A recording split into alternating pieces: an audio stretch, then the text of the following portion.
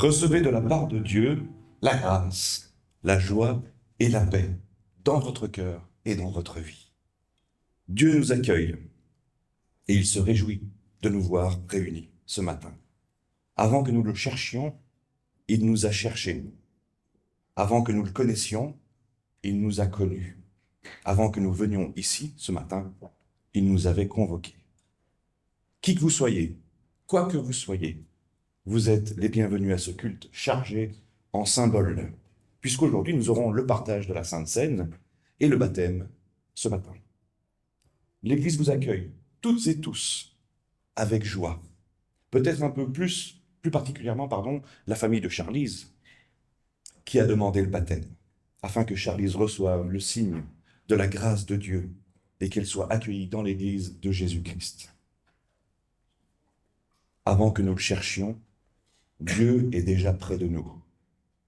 Avant que nous puissions lui répondre, déjà il nous appelle par notre prénom.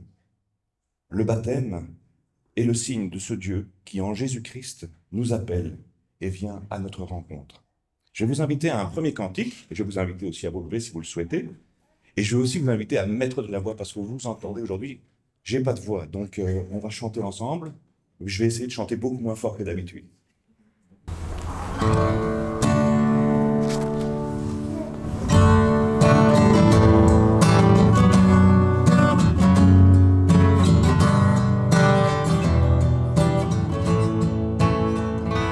Quand s'éveilleront nos cœurs à la voix du Dieu vivant, nous retrouverons la source du bonheur. Quand se lèveront nos mains pour chanter le Dieu vivant, nous retrouverons l'espoir des lendemains.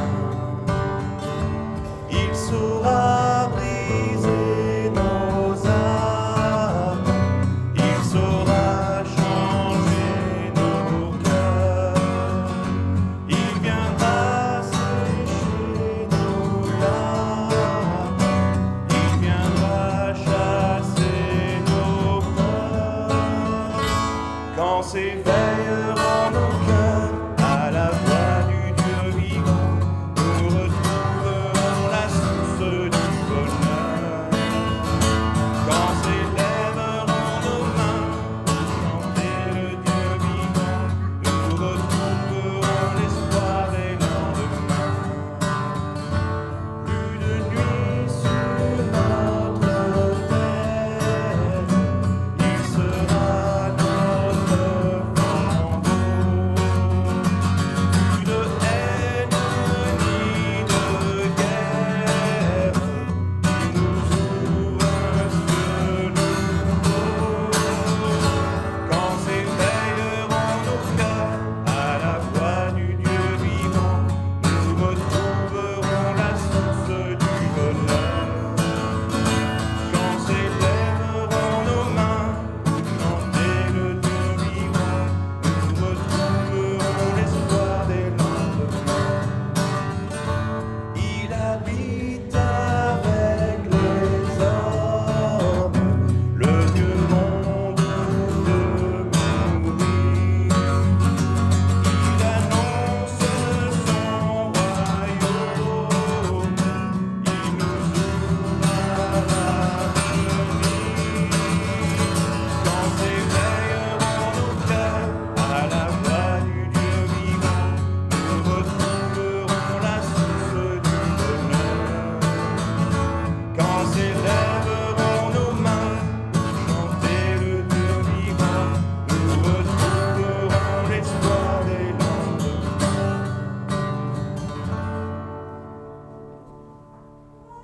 Psaume 8. Ô Seigneur, notre Maître, ta renommée est grande sur toute la terre. Ta majesté surpasse la majesté des cieux. C'est la voix des petits-enfants, des tout petits-enfants que tu opposes à tes adversaires. Elle est comme un rempart que tu dresses pour réduire au silence tes ennemis les plus acharnés. Quand je vois les cieux que tu as créés, la lune et les étoiles que tu y as placées, je me demande, l'être humain a-t-il d'autant d'importance pour que tu penses à lui? Mérite-t-il vraiment que tu t'occupes de lui? Or, tu l'as fait presque l'égal des anges. Tu le couronnes de gloire et d'honneur. Tu le fais régner sur tout ce que tu as créé. Tu as tout mis à ses pieds. Les moutons, les chèvres et les bœufs, et même les bêtes sauvages, les oiseaux, les poissons, et tout ce qui va son chemin dans les mers. Ô Seigneur, notre Maître, ta renommée est grande sur toute la terre. Nous rendons grâce à Dieu notre Père. C'est notre joie et notre salut de t'adorer, ô notre Dieu. C'est toi qui viens vers nous pour nous donner ta présence et ses bienfaits. Nous te rendons grâce pour Jésus-Christ, ton Fils, et pour la bonne nouvelle qu'il nous a annoncée. Bonne nouvelle de ta grâce, de ton amour et de ta lumière, que tu nous offres gratuitement et sans condition à tout être. Aujourd'hui, nous te présentons Charlise, pour qu'elle soit marquée du signe de cette grâce, de cet amour et de cette lumière. Et pour tout cela, nous te célébrons, Seigneur. Amen.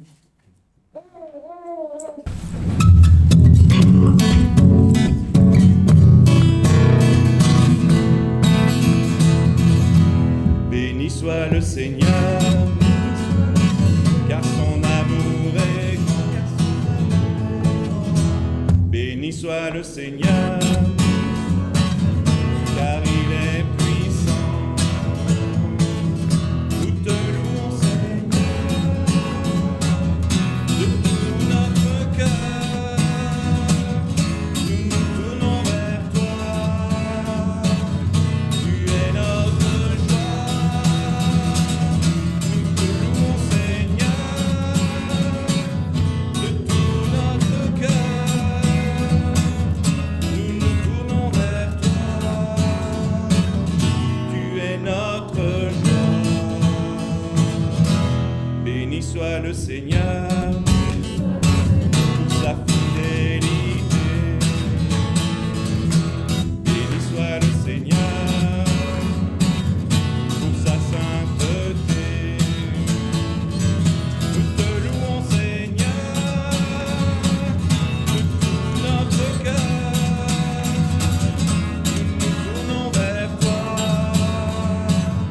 Tu es notre joie. Nous te louons, Seigneur, de tout notre cœur. Nous nous tournons vers toi. Tu es notre joie.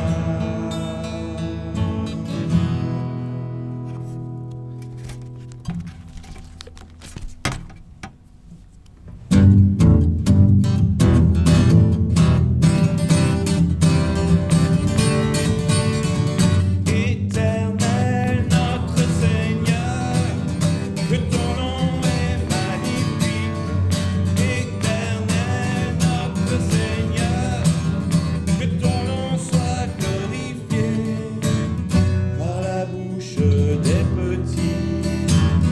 Tu déploies ta majesté, tu confonds tes ennemis par ta force et ta bonté. Éternel notre Seigneur, que ton nom est magnifique. Éternel notre Seigneur, que ton nom soit glorifié. Quand je regarde le ciel, la beauté de l'univers, qu'est donc l'homme, ô Éternel, pour que tu le considères. Éternel notre Seigneur, que ton nom est magnifique. Éternel notre Seigneur, que ton nom soit glorifié. Façonné à ton image, de ta gloire couronnée, tu nous donnes en héritage ce que tu as créé. Éternel notre Seigneur, que ton nom est magnifique. Éternel notre Seigneur, que ton nom soit glorifié. Éternel notre Seigneur, que ton nom est magnifique.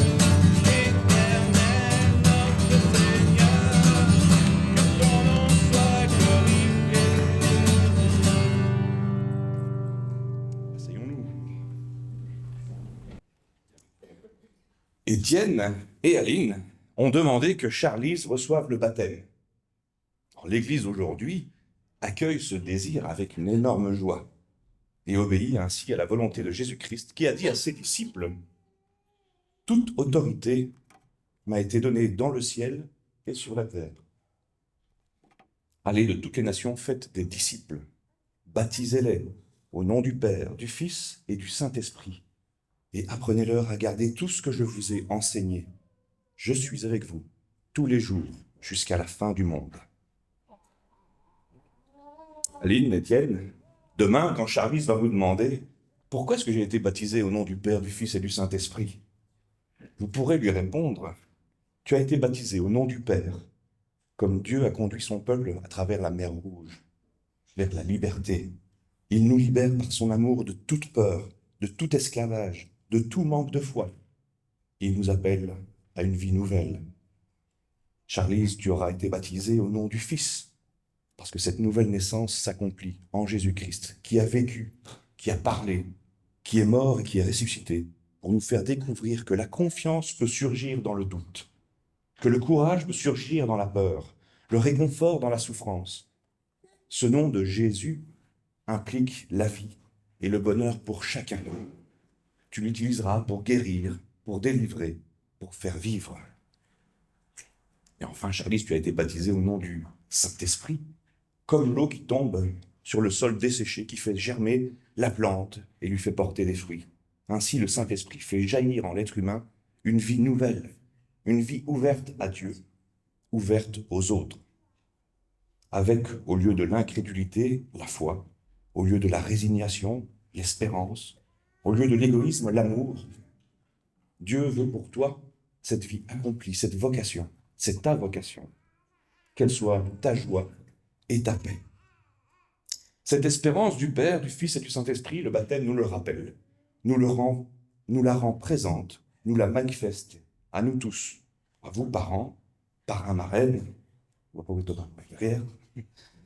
frères et sœurs, nous invite à le recevoir et à en vivre tous les jours. Pour Charlize, le baptême signifie que Dieu l'a aimé en premier. Nous aurons à lui rendre et à lui montrer en famille et en église. Votre Charlize, Aline, Étienne, Manon et Thomas, par son baptême, elle sera chez elle, dans la communauté chrétienne. C'est sa famille spirituelle. Aucune contrainte ne l'y retiendra, rassurez-vous. Si jamais elle venait à s'en séparer, sa place y restera toujours marquée, toujours prête à la recevoir. Pour répondre à la bonté de Dieu qui la reçoit dans son alliance, vous resterez pour elle un exemple et un appui.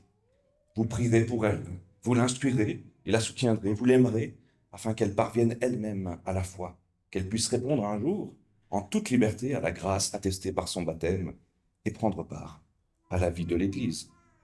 C'est là votre vocation, qu'elle soit aussi votre joie, juste sacerdoce.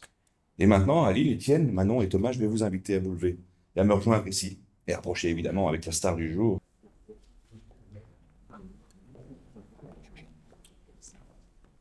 Mais avant de procéder au baptême, l'Église qui vous entoure aujourd'hui est témoin de ce baptême, elle affirme sa foi avec vous.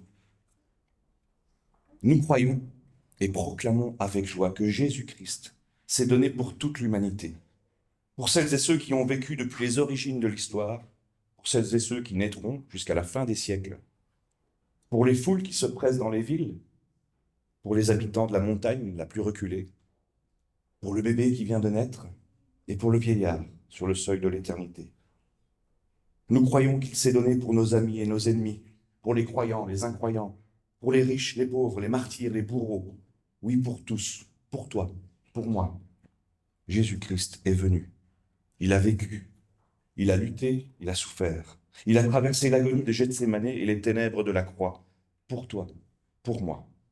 Il a triomphé de la mort et ouvert devant nous les portes d'une irréductible espérance, de sorte que rien désormais, ni passé, ni avenir, ni bonheur, ni malheur, ni vie, ni mort, ni hauteur, ni profondeur, ni aucune force qui soit au monde, ne pourra jamais nous séparer de l'amour qu'en lui, Dieu a manifesté. Amen. On va essayer de se débrouiller comme ceci. J'arrive à la pine, s'il te plaît. Mais je te confie, sur site, Manon et maman, les versets que vous avez apportés, ça n'est pas un mot magique.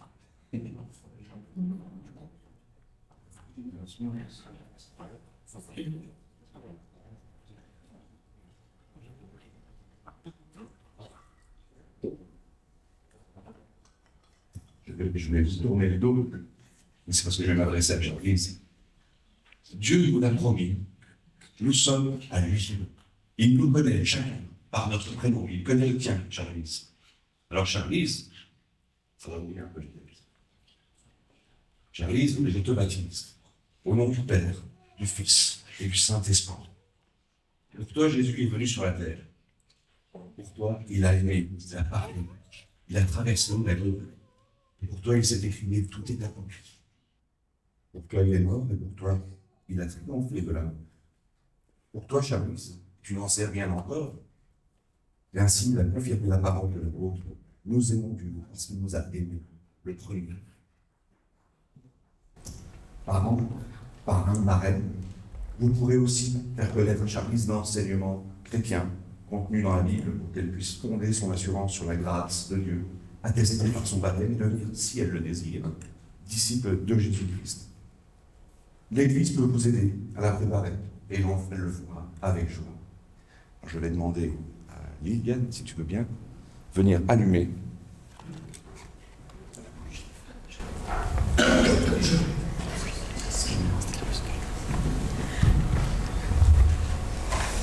Jésus a dit, moi je suis la lumière. Je suis venu dans le monde pour que celui qui croit en moi ne demeure pas dans les ténèbres. Par le baptême, le chrétien est illuminé par le Christ ressuscité, qui le libère des ténèbres du péché et de la mort. Cette bougie symbolise le Christ, qui est lumière. Celui qui est passé par le baptême est appelé à rayonner de la lumière de Christ, à travers le témoignage de sa vie. Cette bougie symbolise le fait que le Christ éclaire la vie de Charlise. Cette bougie, vous la remporterez avec vous après cette cérémonie. Donc je vais vous inviter à vous rasseoir et chacun, chacune, à venir donner un petit mot, en commençant par Aline. Et puis Étienne, puis Manon, puis Thomas, et puis Sarah. Charlise, notre petit trésor, notre petit dinosaure.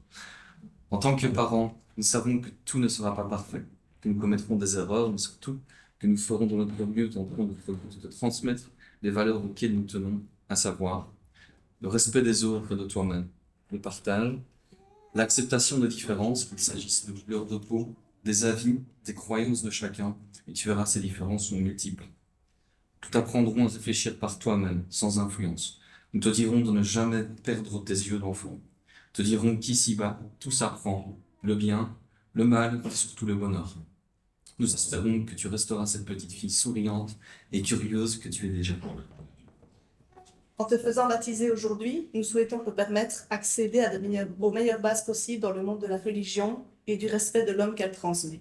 Tu découvriras que les religions sont nombreuses et riches en apprentissage, en histoire. Nous savons aussi que nous ne pourrons pas t'empêcher de tomber, mais notre rôle est de t'aider et espérons que tu trouveras également dans la communauté le support dont tu pourras avoir besoin. Tu dois savoir que nous serons toujours là pour toi et que nous t'aiderons à avancer dans ce monde fait d'épreuves successives, mais également de petits bonheurs tels qu'en ce jour de fête.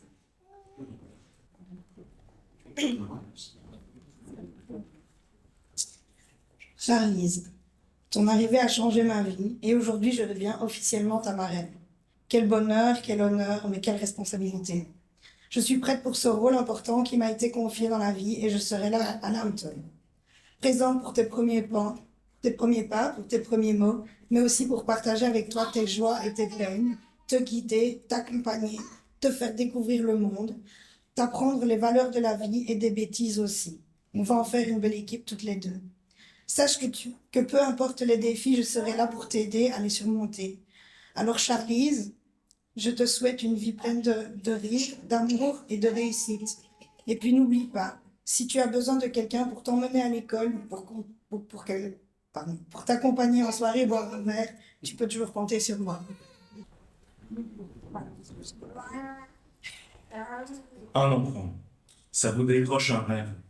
ça le porte à ses lèvres et ça parle au chanteur.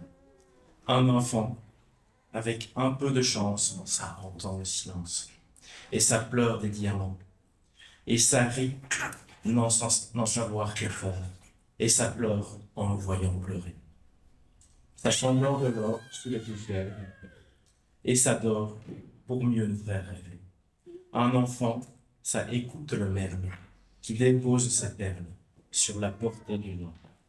Un enfant, c'est le dernier poète d'un monde qui s'embête à vouloir donner le vent. Et ça demande si les nuages ont des ailes. Et ça s'inquiète qu'une neige tombée. Et ça s'endort de l'or sous les paupières. Et ça se doute qu'il n'y a plus de veille. Mais un enfant, et nous fuyons l'enfance. Un enfant, et nous voilà passant. Un enfant, et nous voilà patience. Un enfant, et nous voilà passé.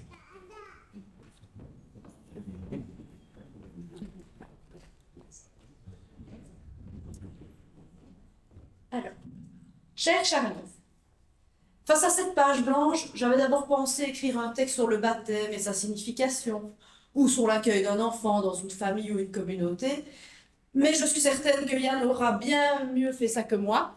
D'ailleurs, il l'a très bien fait. Alors j'ai décidé que j'allais t'écrire à toi, toi la Charlize devenue enfant, adolescent, puis adulte, afin de te partager ici quelques leçons de vie. Si tes parents sont d'accord avec mes écrits, j'espère qu'ils te remettront cette lettre à un moment où ils jugeront que tu seras en âge de la comprendre. 26 août 2025. Il est environ 8 heures du matin. Accompagné de ta maman et ton papa, tu franchis les grilles d'un nouveau lieu. Entrée en première maternelle. Tu attendais ce moment avec impatience parce que bon, la crèche c'est sympa, mais tu es une grande désormais et tu as envie d'aller à l'école. Il faut dire que papa et maman t'en parlent depuis un moment. Profites-en, ma Charlize, tu vas y passer un certain nombre d'années. Une sympathique institutrice t'accueille à bras ouverts et tu te diriges vers le jouet de ton choix, en oubliant vite tes géniteurs qui auront subitement une grosse crasse dans l'œil. Non, non, maman ne pleure pas, ce sont ses allergies. À 15h15, ils seront à la sortie pour te récupérer. Leçon numéro 1, ma Charlize. Sache que maman et papa seront toujours là pour toi, même si parfois ils sont en retard, même si parfois tu les considéreras comme des dinosaures rétrogrades qui ne comprennent décidément rien à la vie. Toute ressemblance avec des faits ou des personnages existants ou ayant existé serait purement fortuite et ne pourrait être le fruit que d'une pure coïncidence. Août 2028, nouveau cap, tu entres en primaire. Chouette, tu vas enfin apprendre à lire, écrire et compter. Certaines copines de maternelle seront dans la même classe que toi, certaines moins copines également. Cela fait partie du jeu de la vie, ma Charlize. Tu verras que tout parcours est jalonné de rencontres et chacun, quand il passe la porte, apporte la joie et le bonheur. Certains quand ils entrent, d'autres quand ils sortent. Il est utopique de croire que tu aimeras tout le monde et que tu seras aimé de tous. Et là, je sens le regard noir de tes géniteurs prêts à désinguer celui ou celle qui pourrait commettre le crime de ne pas t'aimer. Cependant, je sais que tes parents comprendront qu'il est important de respecter chacun et chacune et que toi aussi tu as le droit au respect. Leçon numéro 2. Respecte-toi, aime-toi, afin de respecter et aimer les autres, enfin, du moins certains autres. Août 2034. L'enfant joyeuse et speed s'est peu à peu transformé en une adorable personne. Je souhaite à tes parents que tu n'aies pas hérité de moi en matière d'adolescence, sinon ça craint. Demande à papy, mamie, tata Marie ou ta maman. Quoi qu'il en soit, en un rien de temps, tu passes d'une humeur joyeuse à « bougez pas ou je mords », de « je pète la forme » à « j'ai la flemme ». Et vu la capacité de ton père à dormir, je sens que tu ne vas pas tout à fait apprécier le réveil qui sonne à 6 heures du matin pour ne pas rater le bus. À l'école, de nouvelles rencontres, encore et toujours, et des professeurs parfois super sympas, parfois super pénibles. Qu'à cela ne tienne, il faut de tout pour faire un enseignement. Tu choisiras une option plutôt qu'une autre. Tout le monde aura son petit conseil à te donner. Écoute-les, fais-toi ton opinion. Leçon numéro 3. Ne montrer ses notes à mamie que si l'orthographe ne descend pas en dessous de 18/20, sous peine de faire des dictées chaque week-end. Je plaisante bien sûr. Leçon numéro 3 est « Quoi que tu choisisses et fasses, fais-le avec passion ». C'est en 2040, début d'une nouvelle ère, celle des études. Tu auras peut-être réussi à conserver des amis et des amies depuis la maternelle, avec qui tu auras partagé des moments hauts en couleur et des moments plus compliqués, je te le souhaite. Mais entre rire et larmes, certains et certaines seront toujours à tes côtés. Les amis sont la famille que l'on se choisit. Ils sont des anges qui nous portent et nous empêchent de nous trébucher quand nos ailes refusent de voler. Leçon numéro 4. Les amis sont des biens extrêmement précieux. Fais ton possible pour concevoir et conserver de belles amitiés, et parfois cela passera par le fait de reconnaître que tu as eu tort. Prends le temps de t'excuser et de reconstruire les amitiés. 2045, premier jour du reste de ta vie. Que feras-tu? Où iras-tu? Je n'en ai pas la moindre idée. Durant ton enfance et ton adolescence, tu auras fait de multiples rencontres qui auront formé, modelé et aiguillé la Charlize que tu es devenue à l'âge adulte. Les activités extrascolaires, artistiques, sportives, mouvements de jeunesse, école, famille, amis, tout cela aura contribué à faire de toi celle que tu es, et sache que ce sera bien. Mais en vieillissant, tu te rendras compte que tout ce que tu as et continuera à construire de solide s'appuiera surtout sur tes valeurs. Leçon numéro 4. Ne renie jamais tes valeurs ni qui tu es profondément dans les actes et les choix que tu poseras. Même si la pression est forte, tiens le cap. Et comme te le rappelle la leçon numéro 2, la première personne qui doit te respecter et t'aimer, c'est toi-même. Dernière leçon de vie que je désire t'offrir. J'entends souvent que mes enfants et moi faisons beaucoup trop d'activités. Il est vrai que nous avons des vies chargées. Je connais de nombreuses personnes qui ont beaucoup de projets, beaucoup de choses qu'elles désirent réaliser, mais qui préfèrent attendre la pension pour le faire. Moi, je pars du principe que nous ne savons pas quand le mot fin s'écrira dans notre livre. Et j'espère que ce sera dans de très très nombreuses années. Alors ma dernière leçon est celle-ci. Ne remets pas à demain ce qui te tient à cœur. Remplis tes journées de choses qui t'intéressent. Ne postpose pas une invitation à un ami car tu n'as pas eu le temps de nettoyer ta maison. Dis chaque jour aux gens qui te sont chers que tu les aimes. Trop de fois, la pudeur mal placée a laissé derrière elle des regrets. Ne te soucie pas du qu'en dira-t-on. Émerveille-toi devant les beautés de ce monde. Ne détourne pas le regard devant la misère. Vis chaque jour, profite de chaque instant, laisse éclater tes sentiments et surtout conserve toujours un regard d'enfant et un regard bienveillant sur le monde qui t'entoure. Rien n'est parfait, Charlize, mais c'est de cette imperfection que naît la beauté. Après tout, Jacques Brel ne disait-il pas qu'un enfant c'est le dernier poète d'un monde qui s'entête à vouloir devenir grand. Belle longue vie, Charlize, et ne grandis pas trop vite.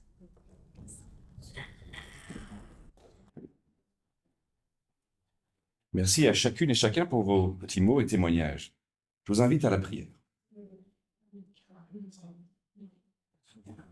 Père, nous te disons notre joie et notre reconnaissance pour Charlize qui vient de recevoir le signe de ta grâce. Nous te prions pour elle et pour sa famille. Donne à ses parents et à tous ceux qui auront à prendre soin d'elle de lui révéler ton amour et de préparer à te suivre un jour dans la reconnaissance et dans la joie. Nous te remercions pour notre propre baptême et pour la fidélité de ton amour. Amen.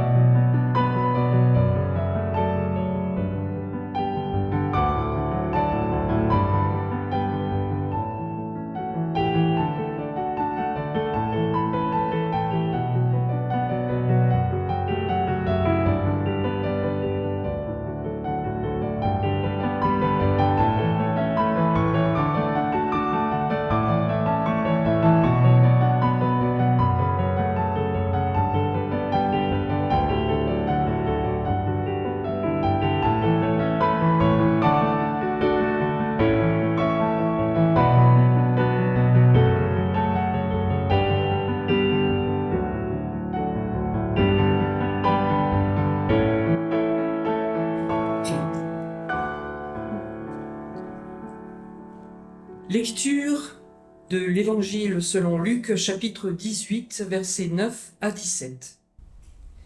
Jésus dit la parabole suivante à l'intention de ceux qui croyaient faire la volonté de Dieu et méprisaient les autres. 2 hommes montèrent au temple pour prier. L'un était pharisien, l'autre collecteur d'impôts. Le pharisien, debout, priait ainsi en lui-même. « Mon Dieu, je te remercie de ce que je ne suis pas comme tous les autres, qui sont voleurs, mauvais et adultères.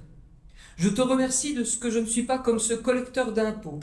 Je jeûne 2 jours par semaine et je te donne le 10e de tous mes revenus. » Le collecteur d'impôts, lui, se tenait à distance et n'osait même pas lever les yeux vers le ciel, mais il se frappait la poitrine et disait « Mon Dieu, prends pitié de moi qui suis un pécheur. » Je vous le dis, ajouta Jésus, cet homme était reconnu juste aux yeux de Dieu quand il retourna chez lui, mais pas le pharisien.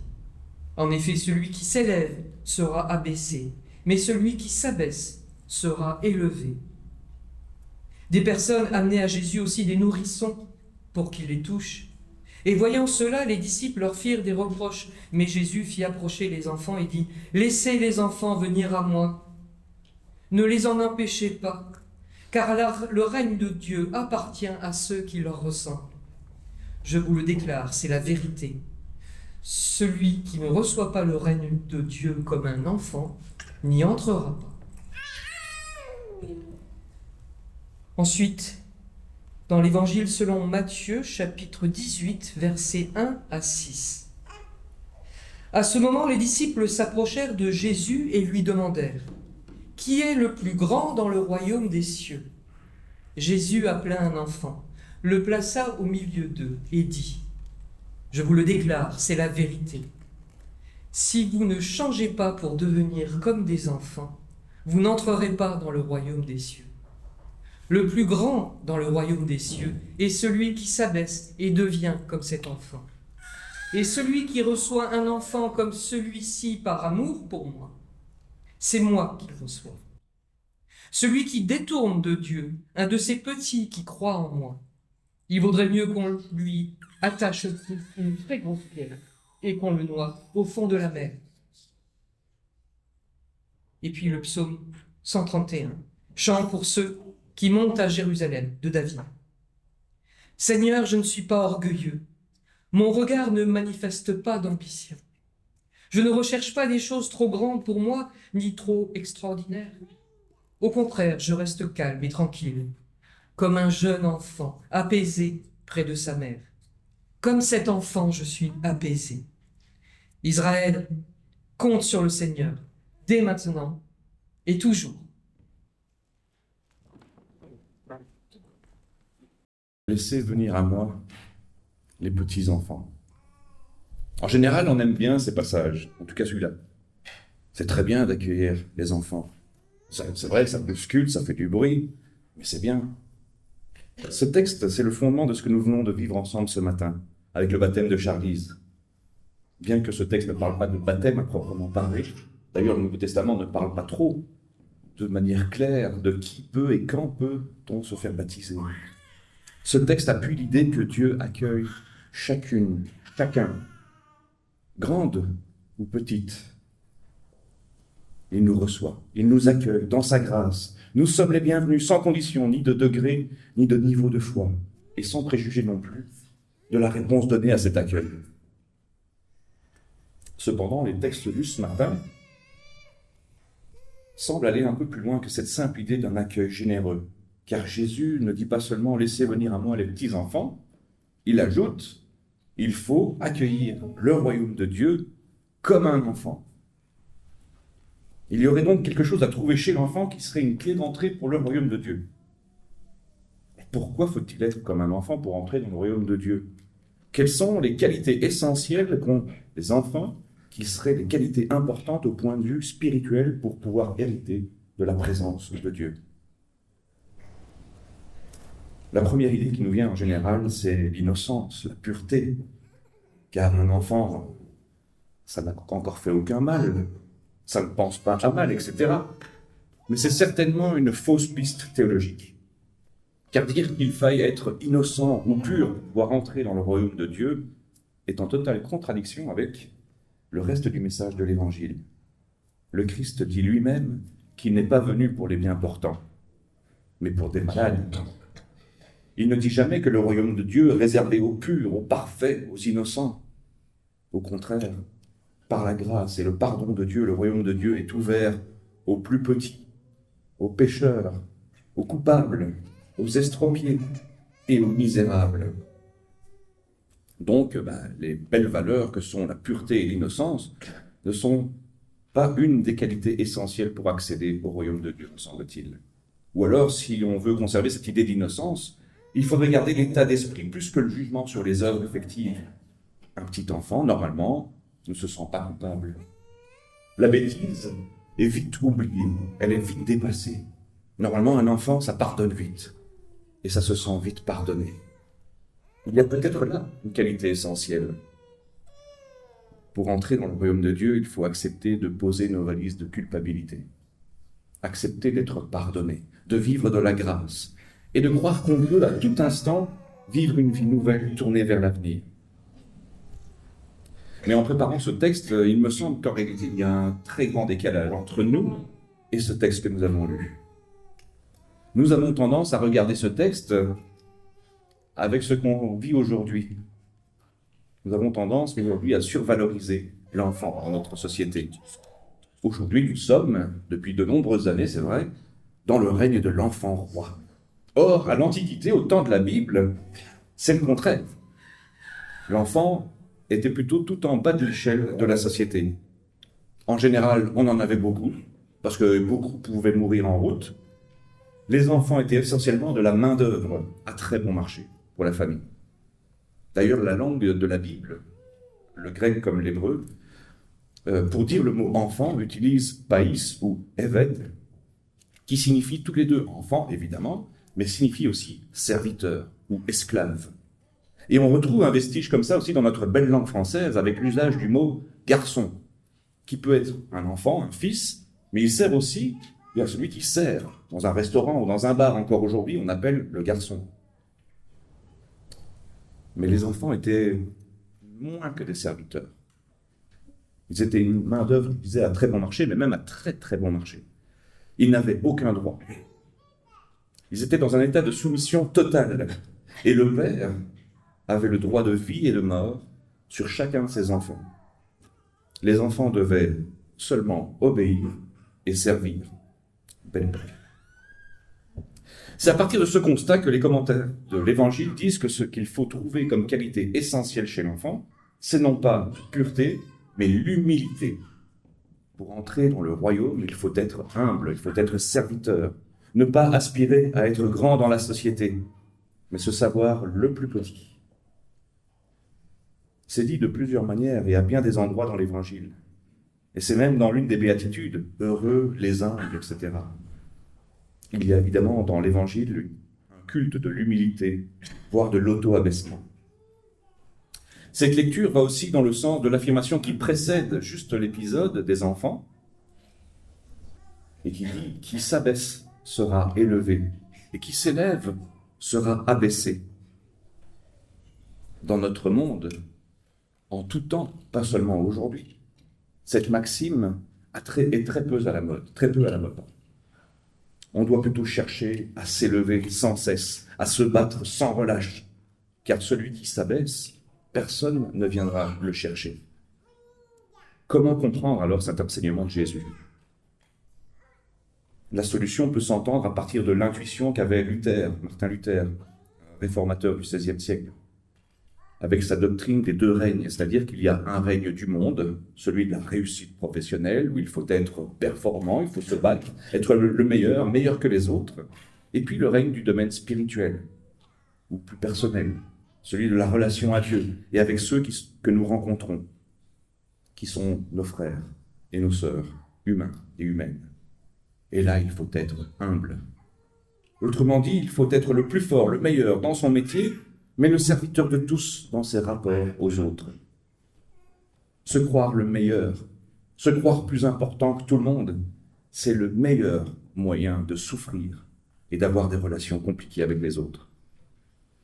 Parce que dans cette situation, on risque de croire que tout nous est dû, Toute contrariété, tout manque de reconnaissance devient alors insupportable. Quelle que soit sa position dans la société humaine, la sagesse est de tout prendre comme une grâce, parce qu'on ne mérite rien. Tout est grâce. Et puisque tout est grâce, on peut se réjouir de chaque chose. Tout devient une chance, tout devient un émerveillement, tout porte à la reconnaissance et à la joie. C'est ça, le royaume de Dieu. Mais on peut encore trouver d'autres qualités essentielles chez l'enfant, qualités qu'il nous faut accueillir pour pouvoir nous rapprocher du royaume. L'une d'elles, c'est que l'enfant, je ne vais rien vous apprendre, l'enfant est en croissance. Il grandit, il découvre, il apprend, il change. L'enfant, il est toujours dans la dynamique. La croissance est un thème fondamental aussi dans l'Évangile, souvent illustré par le Christ par des paraboles agricoles, de graines qui poussent, de plantes qui sont appelées à grandir. Alors, si on est à partir d'une vingtaine d'années, physiquement plutôt dans la phase de dégradation, on peut encore intérieurement grandir et progresser, je vous rassure. L'apôtre Paul l'exprime très bien dans sa lettre aux Corinthiens, sa seconde lettre aux Corinthiens. Ainsi même, si notre être extérieur se dégrade, notre être intérieur se renouvelle de jour en jour. Or, il y a toujours le risque pour l'adulte de cesser de se poser des questions, de se contenter de là où il en est arrivé spirituellement, ne plus chercher à progresser. L'Évangile, au contraire, nous dit que nous pouvons, quel que soit notre âge, toujours avancer. Et il faut que nous sachions, comme des enfants, ouvrir nos yeux, vouloir observer, découvrir, et pour cela ne perdre ni l'humilité qui consiste à savoir qu'on ne sait pas tout, ni sa curiosité, ni sa capacité à s'émerveiller et à se réjouir de toute découverte. En effet, ce qui rend joyeux dans la vie, ce sont les progrès et non les restrictions. Et c'est une chance pour nous, justement, de pouvoir grandir, progresser, nous approfondir intérieurement, spirituellement, et peut-être même que plus on vieillit, on va peut-être demander à nos aînés, plus on vieillit physiquement, plus cette capacité à progresser spirituellement augmente. Quand on a un peu vécu, on peut plus facilement apprendre la vraie valeur des choses. On peut plus facilement savoir relativiser, pouvoir se détacher et comprendre que la vraie vie n'est pas dans sa propre personne, mais dans ce que l'on donne, dans ce que l'on transmet. Une autre idée que peut évoquer l'affirmation de Jésus, qu'il faille accueillir le royaume de Dieu comme un enfant, vient de leur simplicité et de leur sensibilité. Le Christ ailleurs dira « Ô Père, Seigneur du ciel et de la terre, je te loue d'avoir révélé aux tout petits ce que tu as caché aux sages et aux personnes instruites. » Cela a une forme de mise en garde. Nous essayons de réfléchir, de penser, nous faisons de la théologie, peut-être pas tous, mais certains, des grandes théories, des liturgies complexes et des dogmes élaborés.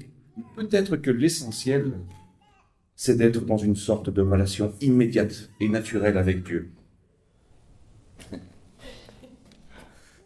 Bien sûr, il ne faut pas rejeter toute forme d'intelligence, toute réflexion intelligente. Et Paul lui-même dira, l'apôtre Paul lui-même dira, « Frères et sœurs, ne raisonnez pas comme des enfants. Soyez des enfants par rapport au mal, mais soyez des adultes quant à la façon de raisonner. » Il ne faut donc pas pousser l'image trop loin, mais néanmoins ne pas croire que notre intelligence pourrait nous permettre de tout comprendre de Dieu.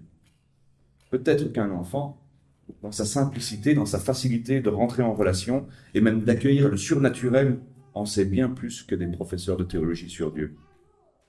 La théologie, c'est essentiel. Elle est essentielle, elle est bonne, mais il faut ensuite savoir se laisser aller à la relation avec Dieu. Juste l'aimer et se savoir aimer.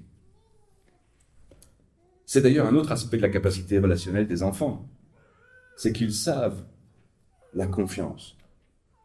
On retrouve là précisément un des sens du mot foi, la confiance. Pour entrer dans le royaume, dans la proximité de Dieu, sans doute faut-il faire confiance. Croire en Dieu, c'est mettre en lui sa confiance. Comme un enfant met sa confiance dans son père, dans sa mère, dans ses éducateurs. Mon Seigneur est mon berger, je ne manquerai de rien. C'est un beau verset pour imaginer la confiance qu'un enfant peut avoir. Mais cette confiance, elle est à la fois belle, c'est vrai, mais elle est aussi un peu déplacée. Belle parce que de même, nous pouvons dire, je ne sais pas de quoi demain sera fait, mais je sais que quoi qu'il arrive, avec Dieu, je ne serai jamais seul et qu'il y aura toujours de la vie possible. Belle mais problématique, parce qu'il ne faut pas tout de même attendre n'importe quoi de Dieu non plus. C'est là le rôle de la théologie. Faire en sorte que nous ne nous trompions pas d'espérance et que cette confiance totale que nous donnons à Dieu, nous sachions la faire à bon escient. Et nous voyons là que l'essentiel n'est pas dans le faire, mais dans l'être. Pour entrer dans le royaume de Dieu, il n'y a pas besoin d'accomplir des exploits, d'être le champion des bonnes œuvres ou de la pratique, ou d'être le meilleur dans la prière, mais de savoir recevoir avec simplicité et confiance. Savoir recevoir pourrait être aussi un point à développer. L'enfant reçoit facilement sans que ce soit compliqué. C'est là une grande qualité aussi. Parce qu'entrer dans le royaume, c'est accepter la grâce.